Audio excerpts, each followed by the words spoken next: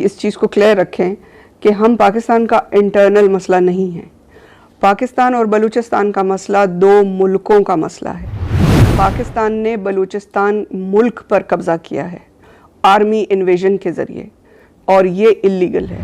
लेकिन बलूचिस्तान के अंदर के लोग जो हैं उनके लिए तो इस वक्त बलूच कहना भी बहुत मुश्किल है। यूं तो मैंने सरोकार के लिए हजारों लोगों से साक्षात्कार लिए हैं, लेकिन आज हम आपकी मुलाकात बलूचिस्तान की निर्वासित प्रधानमंत्री डॉक्टर नैला बलोच कादरी जी से कराने जा रहे हैं और उनसे जानना चाहेंगे कि वो भारत के दौरे पे आई हैं तो उनके मेन मुद्दा क्या है, मकसद क्या है, और वो भारत सरकार और ख़ास तौर से प्रधानमंत्री नरेंद्र मोदी जी से क्या तवक्को रखती हैं, क्या अपेक्षा लेकर आई हैं, और वो किस तरह से बलूचिस्तान के लोगों के विकास और उनके जीवन के संरक्षण और उत्थान के लिए भारत से मदद चाहते हैं। तो आइए मिलते हैं डॉक्टर नैला बलोच कादरी साहिबा से। अस्सलाम वालेकुम। वालेकुम अस्सलाम व रहमतुल्लाह। मेरा पहला सवाल आपसे ये है कि आपको भारत आने की जरूरत क्यों पड़ी? भारत हमारा बहुत ही बलोचों का एक करीबी मुल्क है और हमें बहुत प्यार है भारत से। आज से नहीं है भारत और बलूचिस्तान का हजारों साल का रिश्ता है, तो भारत आना हमें अच्छा लगता है और भारत के लोगों से मिलना हमें अच्छा लगता है और हमें एक एनर्जी मिलती है, एक ताकत मिलती है। जो प्यार हमें भारत से मिलता है, भारत के लोगों से, उससे हमें अपना जो संघर्ष है, जो अपनी स्ट्रगल है, उसको आगे बढ़ाने में ताकत मिलती है। और भारत आने से पहले हमने यूरोप का दौरा किया और यूरोप में हमने जर्मनी और ब्रसेल्स, इसके बाद हम स्विट्जरलैंड गए, फ्रांस गए और एम्स्टर्डम गए। तो हमने यूरोप के कई मुल्कों का भी दौरा किया इससे पहले, और भारत के दौरे के बाद आगे मज़ीद मुल्कों का दौरा करना है। और जो बलूचों की मुख्तलिफ लीडर्स की टीम है, वो इस वक्त वो दौरे की वहाँ तैयारी कर रहे हैं। तो कैसी तैयारी मुकम्मल होगी तो हम अपना दौरा भारत का मुकम्मल करके दूसरे मुल्कों की तरफ शिफ्ट होंगे, जाएंगे। तो हमारा बुनियादी जो मकसद है वो दुनिया भर में ये बात वाज़ेह करना है कि बलूचिस्तान एक आज़ाद मुल्क था। 700 साल तक बलूचिस्तान एक आज़ाद मुल्क रहा, 27 मार्च 1948 तक। तो 27 मार्च 1948 को पाकिस्तान ने फौजी हमले के जरिए एक आज़ाद मुल्क को कब्जे में किया और उसके बाद से बलूचों के जो बेसिक ह्यूमन राइट्स हैं, पॉलिटिकल राइट्स हैं, उनको ख़त्म कर दिया और बलूचों को मारना और जेलों में डालना, टॉर्चर करना और उनको किसी भी तरह की तरक्की से रोक देना। एजुकेशन, हेल्थ, इंफ्रास्ट्रक्चर, सड़कें नहीं बनने देते, स्कूल नहीं बनने देते, पढ़ने नहीं देते, जॉब नहीं देते। और जो बलूचिस्तान के बॉर्डर हैं ईरान और अफगानिस्तान की तरफ, वहाँ बॉर्डर्स के दोनों तरफ बलूच ही रहते हैं, क्योंकि बलूचिस्तान का एक हिस्सा ईरान में और एक अफगानिस्तान में है। तो वहाँ पर बलूचों को ट्रेड करने नहीं देते, बिजनेस करने नहीं देते, अपने अजीज रिश्तेदारों से मिलने नहीं देते। और खुद पाकिस्तान की फौज यहाँ पर मंशियात का कारोबार करती है, ड्रग ट्रैफिकिंग करती है, आर्म्स ट्रैफिकिंग, ह्यूमन ट्रैफिकिंग, सारे जराइम करते हैं। लेकिन बलूचों को खाने की चीजें, आटा, चावल, चीनी भी ले जाने इधर से उधर इजाजत नहीं देते। और जो बलूचों का समंदर है 2000 किलोमीटर जो बहरे बलोच है इंडियन ओशन में, उसमें बलूचों को मछली पकड़ने की इजाजत नहीं है। और जो हमारा हजारों साल का एक तरीका रहा है जिंदगी गुजारने का, जो समंदर के किनारे लोग रहते हैं उनका रहता है, तो हमें मछलियां भी पकड़ने नहीं देते। दीवारें खड़ी कर दी हैं, हमारी जहाँ कश्तियाँ खड़ी होती थी वहाँ, और चीन पर बेच दिए हैं बलूचिस्तान के साहिल, और चीनी ट्रॉलर जाकर इलीगल गैर कानूनी फिशिंग करते हैं और हमारे समंदर खाली कर रहे हैं। तो ये जो सिचुएशन रही बलूचिस्तान की, उसको अब जो हालात हैं गुज़िश्ता 20 साल से, वो अब नस्ल कुशी पे आ गए हैं। पहले हमारी बुनियादी इंसानी हुकूक की खिलाफ वर्जी हो रही थी, उसको अब नस्ल कुशी में बदल दिया गया है। उसकी जो शिद्दत है हमें मारने की, वो बहुत बढ़ गई है। बलोच होना जुर्म है। बलोच को अगर वो बलोची कपड़ों में किसी को देखते हैं तो उसकी मूछें काट देंगे, उसके कपड़े काट देंगे। बलोची कपड़ों में अगर कोई औरतें जा रही हैं, खवातीन जा रही हैं, उनकी तलाशियां लेंगे। ये खुद को मुसलमान कहते हैं। क्या किसी मुसलमान को उसकी शरीयत ये हक देती है कि वो एक दूसरी किसी औरत के बदन को हाथ लगाए? क्या ये हलाल है किसी औरत के बदन को हाथ लगाना और तलाशी लेना? नहीं, उठा कर ले जाते हैं और उनके पास इंतहाई कभी और जलील हरकत भी कर रहे हैं बलूच खवातीन के साथ। उन्हें टॉर्चर करते हैं और उनकी इसमत बरी करते हैं, और ये जो बेआबरू कर रहे हैं बलूच औरतों को, ये हमारे लिए बहुत तकलीफदेह हालात पैदा हो गए हैं। और बलूच जो नौजवान लड़कियां हैं वो खुदकुशी पे कर रही हैं कि जब उन्हें ये पता चलता है कि कोई फौजी कैंप से उन्हें बुलाया जाता है कि आप यहाँ पर आओ और हमारे साथ ये गंदे काम करो, तो वो खुदकुशी कर लेती हैं, क्योंकि और तो कोई पनाह है नहीं, ना वहाँ कानून है, ना वहाँ कोई अदालत है, ना कोई प्रोटेक्शन का सिस्टम है। तो नौजवान बच्चियां खुदकुशी करा गई हैं। डॉक्टर नहला जी, एक सवाल है। यूनाइटेड नेशन के हिसाब से बलूचिस्तान पाकिस्तान का अंग है। ऐसे हालात में भारत सरकार के यशस्वी प्रधानमंत्री नरेंद्र मोदी साहब, जो कि विश्व गुरु बनने की ओर अग्रसरित है, आगे बढ़ रहे हैं, चाहे यूक्रेन और रूस का जो है युद्ध हो, हर मामले में उनकी बात मानते हैं विश्व के बड़े नेता। तो यूनाइटेड नेशन में तो बलूचिस्तान पाकिस्तान का हिस्सा है। तो ऐसे हालात में प्रधानमंत्री नरेंद्र मोदी आपकी क्या मदद कर सकते हैं? यूनाइटेड नेशन के हिसाब से बलूचिस्तान पाकिस्तान का हिस्सा नहीं है। यूनाइटेड नेशन की ये जिम्मेदारी है बुनियादी तौर पर कि जब 1948 में पाकिस्तान ने एक आजाद मुल्क पर हमला करके कब्जा किया जी, तो ये नरेंद्र मोदी जी से पहले यूनाइटेड नेशंस की जिम्मेदारी है कि वो पाकिस्तान से ये गैर मुल्की कब्जा खत्म करवाएं, बलूचिस्तान से पाकिस्तान का गैर मुल्की कब्जा खत्म करवाएं। और हमारे पास वो डॉक्यूमेंट्स मौजूद हैं जिसमें जो नया नया पाकिस्तान बना था बरतानिया की मदद से, तो उन्होंने उस पर दस्तखत किए हुए हैं पाकिस्तान और बरतानिया ने। बरतानिया की हुकूमत, पाकिस्तान की हुकूमत और बलूचिस्तान की हुकूमत, तीन मुल्कों की हुकूमतों के मुश्तरका दस्तखत से जो एग्रीमेंट साइन हुआ था 4 अगस्त 1947 को, उसमें इन्होंने इस चीज को तस्लीम किया है कि बलूचिस्तान एक इंडिपेंडेंट सोवरेन कंट्री है, एक आजाद खुद मुख्तार मुल्क है। तो 3 मुल्कों का मुआहदा हुआ था। बलूचिस्तान इनके अपने किए हुए दस्तखतों के मुताबिक भी इनसे पहले से एक आजाद मुल्क था। तो यूनाइटेड नेशन इसको अपनी आंखें बंद नहीं कर सकती।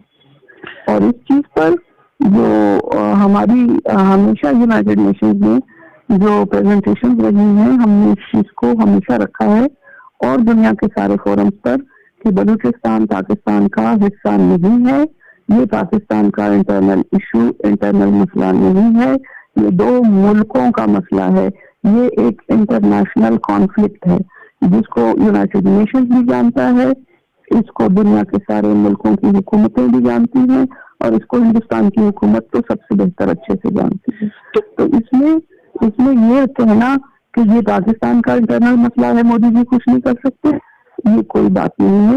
ये पाकिस्तान का इंटरनल मसला नहीं है, ये 2 मुल्कों का मसला है। और इसमें यहाँ कानून की बालादस्ती की बात है। तो हमें ये मौका दिया जाए ना, हमें इंटरनेशनल जो कोर्ट है उसमें हमें मौका दिया जाए, बुलाएं पाकिस्तान को भी और हमें भी बुलाएं, और हम साबित करते हैं कि हम पाकिस्तान का हिस्सा नहीं है, हमारे पास वो सारे डॉक्यूमेंट्स मौजूद हैं। और सिर्फ वो नहीं है जो पाकिस्तान के साथ में हम हमारी सोवरेनिटी पर साइन किए हुए हैं, सिर्फ वो नहीं है कि पाकिस्तान ने दस्तखत करके दिए हुए हैं कि बलूचिस्तान एक खुद मुख्तार मुल्क है। हमारे 700 साल से जितने भी हमारे नेबर कंट्रीज हैं, हिंदुस्तान है, अफगानिस्तान है, ईरान है, तुर्की है, अरब ममालिक हैं, इन सब से जो हमारी गवर्नमेंट ऑफ बलूचिस्तान की जो होती रही है कॉरेस्पॉन्डेंस, जो खतो किताबत होती रही है, उस सबके रिकॉर्ड मौजूद हैं। बलूचिस्तान कोई इंडियन स्टेट्स का हिस्सा नहीं था कि आप उसको कहें कि आप इसमें शामिल हो जाएं या उसमें शामिल हो जाएं। 1935 का इंडियन स्टेट्स का जो एक्ट है वो बलूचिस्तान की अप्लाई ही नहीं होता, तो पाकिस्तान किस बुनियाद पर बलूचिस्तान पर अपना दावा करता है? भारत सरकार से आपको अभी तक कोई एश्योरेंस या आश्वासन मिला है?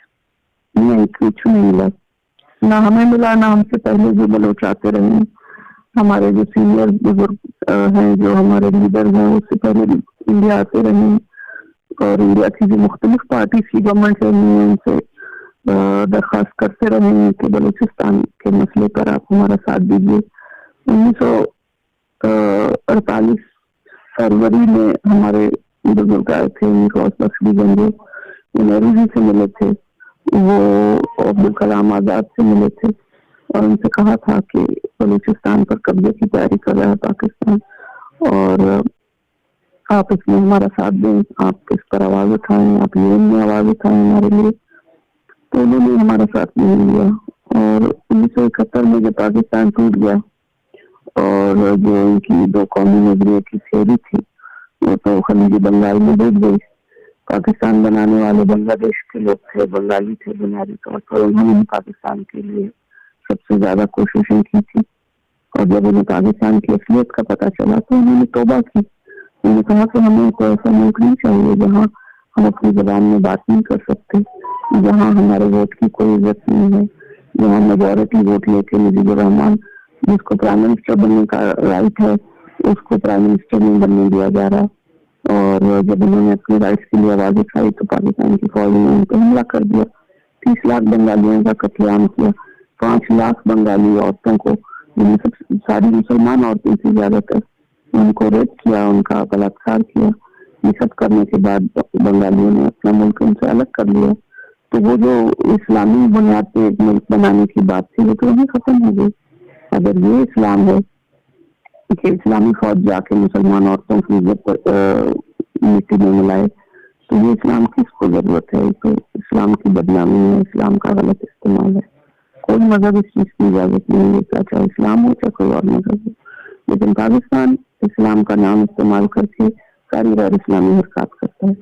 और इसको जब वो सब खत्म हो गया, बांग्लादेश बना, तो उस वक्त बलूचिस्तान के जो लीडर थे नवाब अकबर खान बिट्टी, उन्होंने कोयटा में प्रोटेस्ट किया, उनके साथ बलोच मौजूद थे कि हम पाकिस्तान में नहीं रहना चाहते, हम पाकिस्तान के साथ खुश नहीं हैं और हमें अपना बलूचिस्तान वापस चाहिए।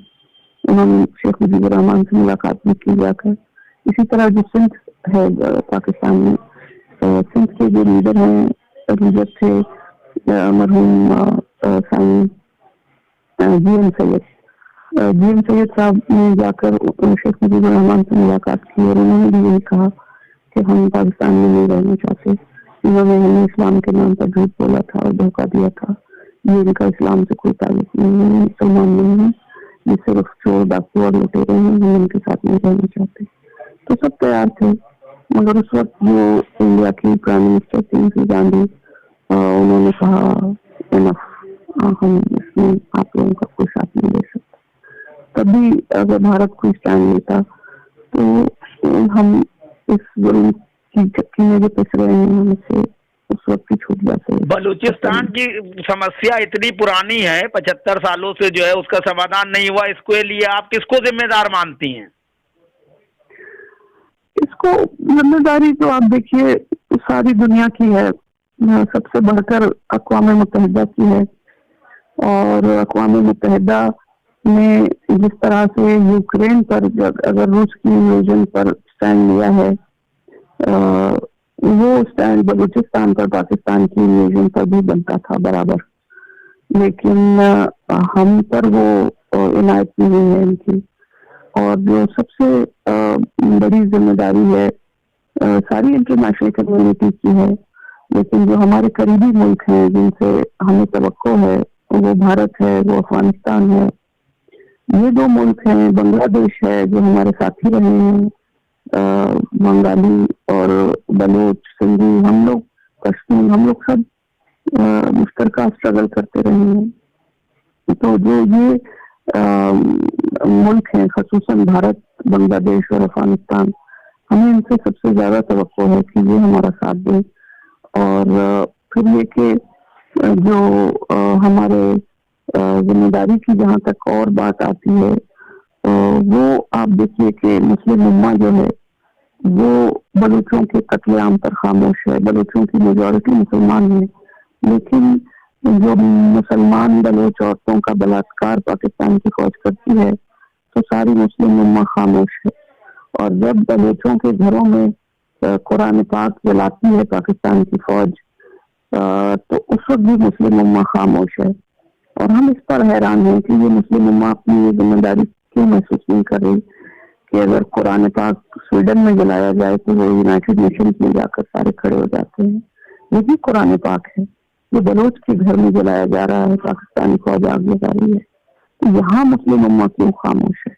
तो ये मुस्लिम उम्मा की भी को भी हम जिम्मेदार समझते हैं कि वो उन्होंने भी पाकिस्तान में जो दंगा मचाया हुआ है इस्लाम के नाम पर, और वो अच्छे से जानते हैं कि ये सारे गैर इस्लामी काम है जो पाकिस्तान कर रहा है, लेकिन उन्होंने इस पर खामोशी इख्तियार की। आप अपने वर्तमान भारत के टूर में, इस दौरे में कितने लोगों से अब तक मिल चुकी हैं? कितने राजनीतिक दलों से और सत्ताधारी पदाधिकारियों, मंत्रियों से? इसकी तो अभी जो डिटेल है वो आएगी मीडिया के लिए, तो उसमें सबको पता चलेगा कि अभी तो मिलने का सिलसिला जारी है और सभी से हम मिल रहे हैं, लेकिन ज्यादातर हमारी जो बात है वो जो जनता है उससे हो रही है। हम अभी तक कुछ ऐसी पॉलिसी जो है वो ये है कि जो जनता है, जो भारत के लोग हैं, जो किसी भी धर्म के लोग हैं, हम जो हिंदू यहाँ पर संसद हैं उनसे मिले हैं, और जो सिख हैं उनसे मिले हैं, जो मुसलमान आलिम हैं और उनके जो ग्रुप और पार्टीज हैं, पार्टी तो नहीं कह सकते, यानी उनसे मिले हैं। इसी तरह बुद्ध हैं, जैन हैं, पूरे हिंदुस्तान में जितने मजहब के मानने वाले लोग हैं सब हिंदुस्तान के ही बच्चे हैं। तो हम उन सब से मिल रहे हैं और उन सब से कह रहे हैं कि आप हमारे लिए दुआ करें, चाहे आप मंदिर में दुआ करें, चाहे आप गुरुद्वारे में दुआ करें, चाहे आप मस्जिद में, दरगाह में दुआ करें, चाहे आप कलीसिया में, माबद में दुआ करें, पर बलूचिस्तान की आज़ादी के लिए दुआ करें। जो सरकारें हैं उनको बातें समझने में वक्त लगता है, क्योंकि सरकारें जो होती हैं उनके दिल नहीं होते, वो अपनी मफाद के हिसाब से सोचते हैं, अपने मुल्क के इंटरेस्ट के हिसाब से सोचते हैं। उनका हक है, हम उसका एहतराम करते हैं, लेकिन जो मजहब है और जो लोगों के का रिश्ता है उस पैदा करने वाली जात से, रब्बुल इज्जत से, जो सबका वही एक ही रब है, चाहे वो उसे किसी नाम से बुलाएं, लेकिन वहाँ जब वो अपनी इबादतगाहों में दिल से बलूचिस्तान की आज़ादी के लिए दुआएं मांगते हैं, तो वो सुनने वाला जो है उस सुनने वाले का दिल रास्तों की तरह, पॉलिटिकल पार्टीज की तरह, राजनीतियों की तरह सख्त नहीं है, वो सुनेगा। तो हम सबसे दुआएं करवा रहे हैं। आप हमें एक जवाब दीजिए कि भारतीय जनता पार्टी की केंद्र सरकार पाकिस्तान के खिलाफ तो सख्त रवैया अख्तियार करती है, लेकिन इस मामले में यह है कि पाकिस्तान की मदद बलूचों को परेशान करने के लिए, उनको आतंकित करने के लिए, उनको प्रताड़ित करने के लिए मदद चाइना भी कर रहा है। तो क्या चाइना शक्तिशाली होने की वजह से भारत सरकार और प्रधानमंत्री नरेंद्र मोदी आपकी खुल की मदद नहीं कर पा रहे हैं? अब देखिए, ये तो हम नहीं समझते कि वजह क्या है। वो उसमें जाहिर है कि इंडिया फर्स्ट, हर कोई अपने मुल्क का जो इंटरेस्ट है उसको देखता है, और हम यही समझा रहे हैं, चाहे भारत की सरकार हो, चाहे यूरोप के मुल्कों पे अभी हम दौरा कर आए, कनाडा की सरकार है, अमेरिका की सरकार है, और दुनिया में जो मुख्तलिफ ममालिक हैं जिन सबसे हम मिल रहे हैं, तो हम उसमें यही रख रहे हैं कि देखो, बलोच की मदद करने का पूरी दुनिया को फायदा है। भारत को तो सबसे ज्यादा फायदा है, लेकिन जहाँ पूरी दुनिया परेशान है इस वक्त आतंक से, वो आतंक जो फैला रहा है, वो उस आतंक को खत्म करने के लिए बलूचिस्तान की आजादी बहुत जरूरी है, और इससे भारत को भी फायदा है। सबसे ज्यादा फायदा भारत ही को है। बांग्लादेश बनने का भी सबसे ज्यादा फायदा भारत ही को हुआ। कुछ लोगों से हम सुनते हैं कि वो कहते हैं कि एक मुस्लिम देश और बन गया, अब बलूचिस्तान आजाद होगा तो एक और मुस्लिम देश बन जाएगा, तो हमें इसका क्या फायदा होगा। बात यह है कि बांग्लादेश बनने का जो है सबसे ज्यादा फायदा भारत ही को हुआ। भारत के वेस्ट और ईस्ट दोनों में अगर इस वक्त चाइना का सीपैक खड़ा होता तो भारत ज्यादा खुश रहता, या कम से कम भारत के ईस्ट का जो हिस्सा है वहाँ शांति है। मैडम, प्रधानमंत्री नरेंद्र मोदी को और भारत सरकार को G20 की अध्यक्षता मिली है। ऐसे माहौल में प्रधानमंत्री नरेंद्र मोदी अगर बलूचिस्तान की आजादी और उसकी हिफाजत के लिए आगे आते हैं तो उनका कद और बढ़ेगा। ऐसे में जो है, आप प्रधानमंत्री नरेंद्र मोदी से क्या अपेक्षा करेंगी? जी, हमने तो ऑफिशियली उनको मुबारकबाद भेजी है कि ये एक सिर्फ भारत ही के लिए नहीं, इस पूरे साउथ एशियन रीजन के लिए एक बड़ी इज्जत की बात है कि यहाँ G20 का हो रहा है। तो उसमें अब ये है कि हम भी इसी सत्य के लोग हैं, और जब वो कहते हैं कि डेवलपमेंट विद एजुकेशन, तो हमारे यहाँ तो एजुकेशन के लिए काम करने वालों को पाकिस्तान की फौज उठा कर ले जाती है और उस्तादों को कत्ल कर देती है, और उस्तादों को इतना परेशान करती है कि वो खुदकुशी कर लें। तो स्कूलों पर पाकिस्तान की फौज ने कब्जा किया हुआ है। तो हमारी एजुकेशन के बारे में आप क्या सोचते हैं? क्या बलोच को एजुकेशन का राइट नहीं है? मैडम, G20 का स्लोगन है वसुधैव कुटुंबकम, मतलब पूरा विश्व जो है हमारा घर है, परिवार है। तो ऐसे में बलूचिस्तान की रक्षा ना करके क्या भारत सरकार अपने उस स्लोगन को चरितार्थ नहीं कर पा रही है? जी बिल्कुल। अगर हम आपके कुटुंब का हिस्सा हैं, बलोच 60 मिलियन बलोच इस दुनिया में, आप इग्नोर नहीं कर सकते हमें। आप हमें इंसानियत के दर्जे से गिरा नहीं सकते, बाहर नहीं निकाल सकते। हम हैं, हम जिंदा हैं, और हमें काटा मारा जलाया जा रहा है, और आप इसे देख रहे हैं। तो जब आप कहते हैं कि सब आपका परिवार है, तो आपके परिवार का एक हिस्सा इस वक्त आग में जल रहा है, नस्ल खुशी का शिकार है। इनके लिए आप अगर आवाज नहीं उठाएंगे तो इसका मतलब आप कुछ लोगों को अपना हिस्सा समझते हैं और कुछ को नहीं समझते।